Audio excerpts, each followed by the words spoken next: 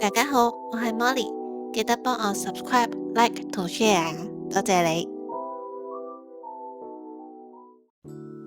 大家好，唔知你哋有冇試過睇親星座運程或者生肖運勢，發現自己永遠都係排喺最後，買親六合彩都唔會中，公司抽獎永遠都冇自己份，成日都同人講我冇抽獎運噶啦，成日都覺得點解自己明明好努力，但係人生就好似爭咁啲運氣咁，硬係唔係好順利。成日都覺得自己係天生黑仔王。如果我頭先講嗰啲嘢你有同感嘅話，咁就真係要好好認識下今日呢本書啦。今日呢本書叫做《我和好運綁定了》。呢本書唔係同你講嗰啲好玄嘅風水命理，而係教你一套好實際嘅方法，等你可以自己喐手將啲負能量清走，將好運綁定喺自己身上。我今次會分上下兩集同大家拆解下呢一本好運說明書。上集我哋會睇下作者係邊個，同埋點樣透過個人淨化打好個底。下集我哋就會再講啲進階技巧。準備好未？我哋開始啦。首先介紹下作者先。呢本書嘅作者叫做 Masa。你聽個名可能唔熟，但如果你有睇開坊間嘅心靈成長或者吸引力法則嘅書，你可能會聽過佢另一本好 hit 嘅作品，叫做《睡前3分鐘超感謝筆記》。冇錯，就係嗰本教人寫感恩日記，寫到變咗暢銷書嘅作者。Masa 嘅風格呢，好得意嘅，佢唔係叫你每日喊住咁對塊鏡話我要發達，相反佢成日將人生比喻做一個 online game。而我哋嘅目標呢，唔係要挑戰地獄模式，而係要幫自己 set 做容易模式。佢寫書嘅目的好簡單，人生唔係用嚟捱苦嘅，係用嚟體驗同享受嘅。我哋唔使成日好似同宇宙追數咁樣去許願，反而要學識點樣清理自己心入邊嘅垃圾，等好運自然咁流入嚟。呢個就係成本書嘅核心，淨化。咁呢本書係點鋪排嘅呢？佢主要分咗做幾大段落嘅。第一個亦係最基礎嘅部分，就係我哋今日會重點講嘅個人淨化。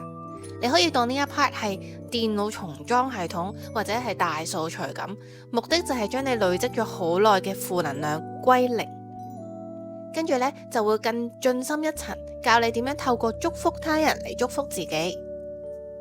總括嚟講，本書係一步一步由內到外，教你打造一個好運磁石嘅體質，唔係齋講心靈雞湯，而係有具體方法，好似一個工具箱咁。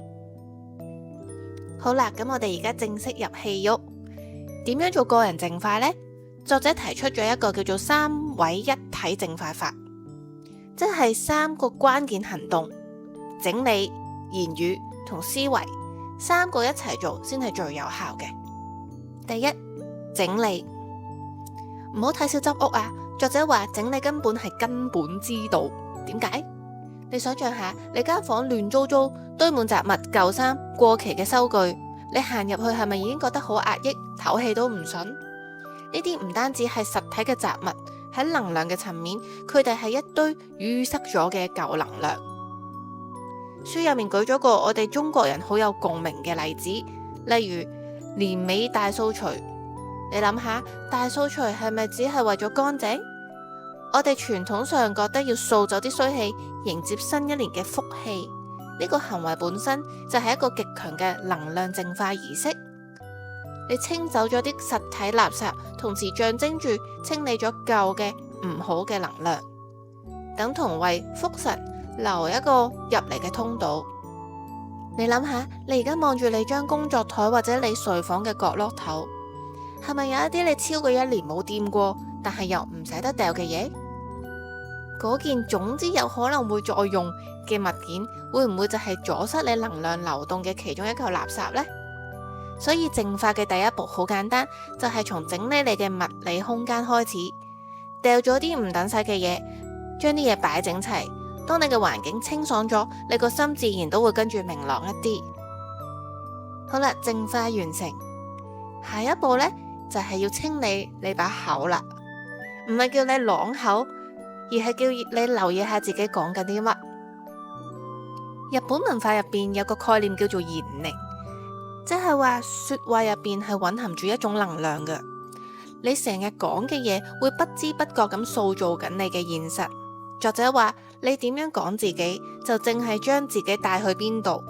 呢句真係重點啊！